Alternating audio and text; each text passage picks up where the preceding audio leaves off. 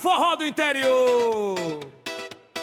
Só mudou a pressão do grave, a sanfona continua chorando, mas agora é o som do paredão.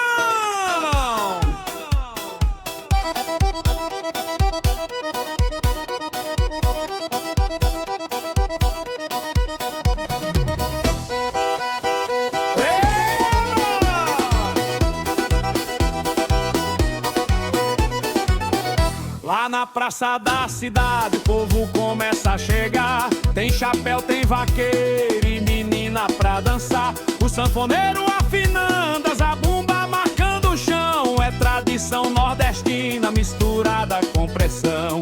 O trio virou potência, mas não perdeu a emoção. É o mesmo forró de antigamente, só cresceu no paredão.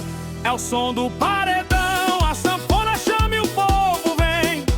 A zabumba bate forte, fazendo tremer também. Ao som do paredão. Tem vaqueiro levantando poeirão. É raiz misturada com grave no compasso do coração.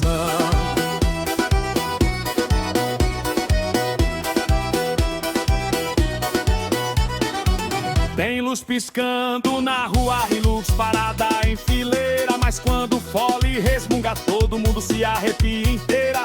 O velho dança sorrindo, o novinho entra no swingão. Porque o forró nunca morre, só ganhou mais dimensão. E quando amanhece o dia, ainda tem gente no salão, com a sanfona cantando alto no embalo do paredão. É o som do paredão. O Nordeste inteiro canta assim.